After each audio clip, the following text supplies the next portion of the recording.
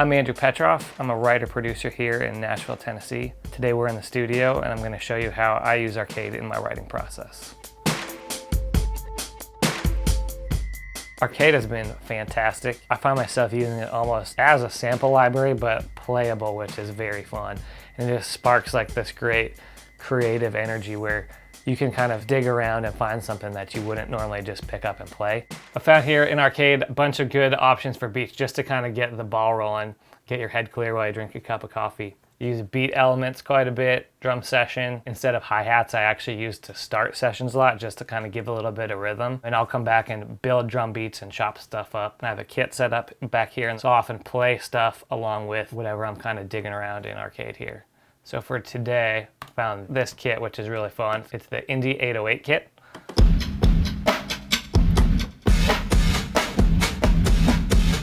It's got a bunch of cool vibes like right off the bat here that feel cool, that you could do a few different styles, whether you can do country or rock or whatever. And I usually tend to start fairly simple on something just to get an idea cooking and then come back and then kind of explore more of the kit once we have like an actual song going. I like to print my loops to audio and then I kind of chop and manipulate from there.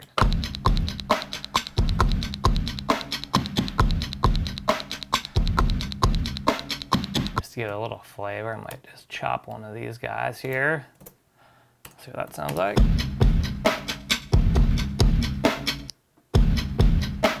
I usually take this same Arcade plugin now and try to find some kind of color that kind of gives us some kind of emotion or vibe that we can write over. Because you can take that drum beat and tilt it a million different ways.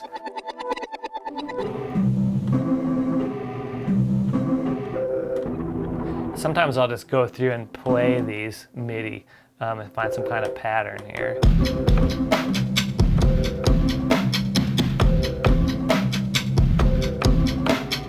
That might be a little much movement to start a color, but I like the idea. So I'll put it down and maybe come back to that. Arcade makes it easy to just get an idea really quick in a color. If it doesn't work, you can throw it out. If it works, you can dive in and go way deeper. It's like this cool turning point of like being able to move really fast and then being able to go really deep. And now we're in E minor, so you need to keep everything consistent. Go through and lock your kit right down here. So now anything I open is going to be in E minor, which is awesome.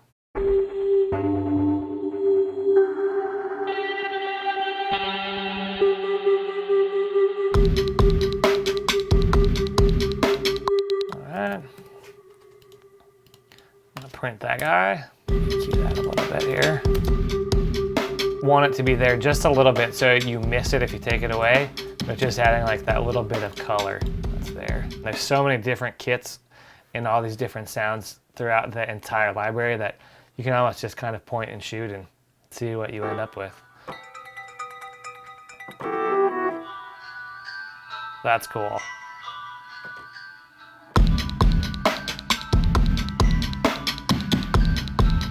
Even right there, someone comes into a session, you open that up, they're going to have some kind of idea of something coming to them.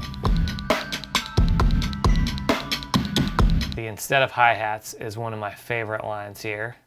It is one of the best tricks to just kind of add some rhythm. I'm going to try this in halftime maybe.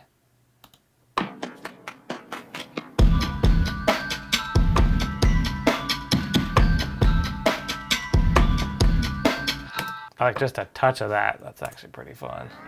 I've been fortunate enough to record some of the loops, which has been really fun and a great experience. The Nashville line that we did is more than country. Basically, the only hard and fast rule we had that it was recorded in Nashville with Nashville players. And so you'll have stuff that does sound country. There's some old throwback stuff.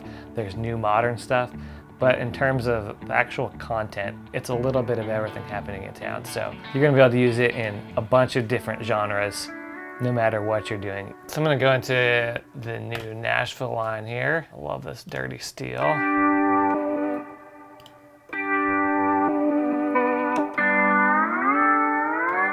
Sometimes the modifiers too make great transitions for the end of a phrase.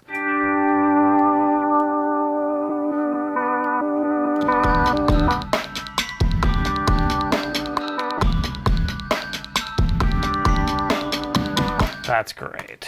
Put the decapitator on. I'm gonna print that one more time and then chop it hard. Almost make it feel intentionally like a sample. Speed up, let's see what that sounds like.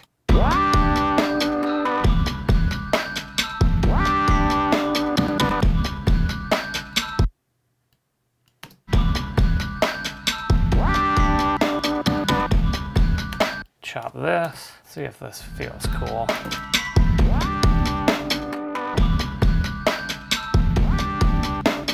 So at that point, that's probably as far as I'd go, and then usually we'll grab a guitar and just make sure it's something that you can actually write on that's usable.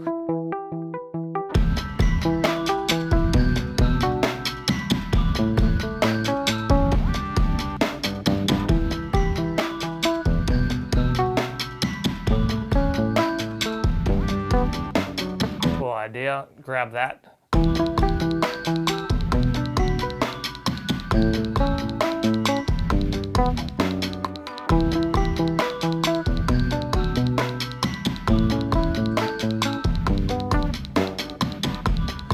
That's just going straight through my pedal board, which I kind of like the dryness of that.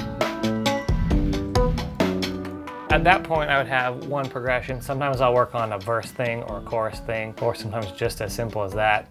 Even the thing without the guitar loop I would bring in and just try to have a bunch of ideas ready to go. Or sometimes just building up sounds. I won't even record anything. I'll just have all the sounds on Arcade and some different guitar tones ready to roll for an artist and to come in the morning and try to write a hit, get the best song we can there. Nashville has turned into this place where there's all kinds of music, and even a few years ago, it felt more country dominated, but now there's everything. And so I'm working in all genres, rock and country and pop and hip hop stuff even, and it's been really cool to be able to make that kind of music here and have Nashville become such a central force for music just in general.